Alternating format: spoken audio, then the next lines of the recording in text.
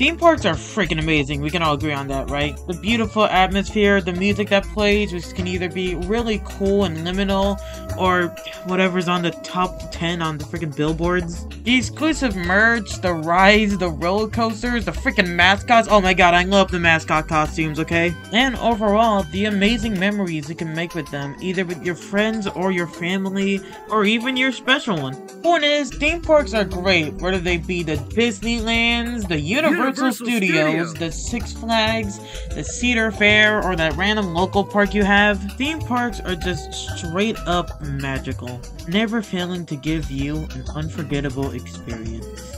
We also love mascot horror! Wait, we don't? We're actually quite sick of it? I'm Jumbo Josh. Well, whenever done right, mascot horror can also be really cool. Taking a thing from your childhood and parodying it and, you know, twisting it beyond belief is pretty cool. It's like a professional creepypasta. And just like creepypastas, they can be really good. Like, say, Five Nights at Freddy's run through all of them, really, and Puppy Playtime Chapter 3. So you take mascot horror, you take theme park, and then you get Indigo Park. Not gonna lie, I always wanted to see what a theme park mascot horror game could be. There's generally so much you could do with a concept, especially with, you know, mascots and, like, you know, the whole theme park aesthetic. So one Unique Geese decided, you know what, why don't I just do that? I didn't know Unique Geese until Indigo Park, and I didn't even watch that much of his content before playing it. Just most of his Indigo Park promotional material that isn't just slapping the raccoon character on a random thumbnail of a random video. So this review will be of a guy who just wanted a good old mascot horror game, okay? So without further ado, let's see what Indigo Park has to offer. So for one, I gotta give it praise right off the bat. This game actually runs on my PC. Games like Puppy Playtime have a bit of a hard time, you know, working with my PC, but this one works great, except for the fact that, like, all the textures look like they're kind of bad, but I'll admit that's my PC's fault, it's not the game's fault. And besides, after a bit, it just stopped becoming a problem altogether.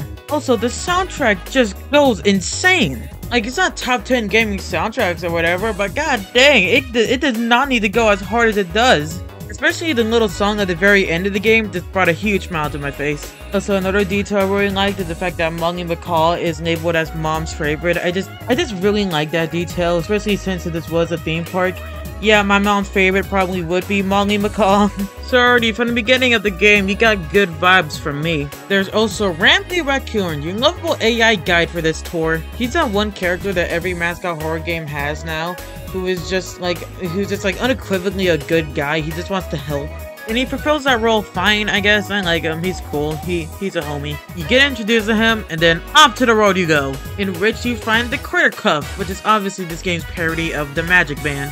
Except, instead of making a cool noise, it just makes this. Wow, I can't believe. Also, unlike in Disney World where it's a completely optional thing, in this game you need it to freaking survive, okay? If you do not have the Magic Band in this game, you are screwed. They also have Third Up. After a little bit, you finally get to ride Rampley's Raccoon Train. I forgot what it was called. Honestly, this part is so fun. You're just riding a scuffed Disney ride. Though, it reminds me most of the My Mellow ride in Sanrio Pura Land. They both prominently feature cardboard cutouts. Though in Indigo Park's case, it doesn't have an accidental Nightmare Fuel rabbit. We got Molly McCall. She's a goofy type, you know. She crashes everything, and she makes excuses as to why she crashes, but she sucks at everything ever. But I still buy merch of her. There's Finley. Why the long face and body? Rampley, that is racist. Personality and voice-wise, he's just Eeyore from Winnie the Pooh. That's all he is. And then we got Lloyd the Lion. I forgot his actual real name, but believe me, it is long. He looks like Mufasa mixed with Glamrock Freddy, and he's also just Alex the Lion. Like, he's just Alex the Lion. But yeah, after you get done with the ride, he even includes a little detail that it ends straight into a gift shop. That's freaking awesome. Then you do this little section in which Alex the Lion tries to get you. Emphasis on tries. He is terrible at it. Then you go into this little Molly, like, play place, I think it is. I don't know, it's just a little section themed to Molly. And then you go inside an actual play place. And I really like how this place is designed here. You see these squares with, symbols on them, and then you think, oh great, it's gonna be a freaking match the color puzzle or something. And then for the purple one, on the wall, you see a spray painted purple star on it. And that's when you know. Turn it to star, and then bada bing bada boom. Now, the name of the game is to go through the play place when looking for spray painted colored symbols in order to turn the cubes to those symbols, and then you win. I really like how this part is designed. Through the environment alone, you know exactly what you have to do. And then you get to the chase scene, which is like, it's fine, I guess. It's built up throughout the game, It's not like Molly just comes out of complete nowhere. You know she's there, it's just... The chase scene is kind of fine. It's trial and error at points, but it's cool. Also, the jump scare is kind of lame. It just features Molly pecking your stomach and then biting your wiener off, right? She is pecking down there. Now, also her death is like pretty freaking brutal. Like, oh my Jesus! And then randomly gets real with you. You go into an aquatic aquarium, and then yeah, that's it. You're done. This game took me like an hour, but it could be easily beaten in less than that. Overall, I think what we got here is a pretty solid product so far. I tell you what, it's probably the best mascot horror chapter 1 I've ever played.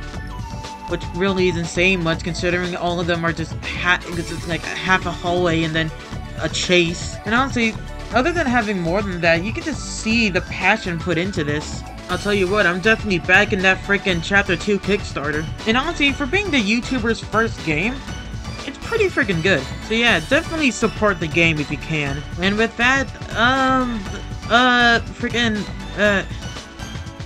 didn't have an actual plan for this, so, skibbity booba, I see also, unique geese, if you're watching this, I would happily buy a Molly plush, okay? Okay, I would, please.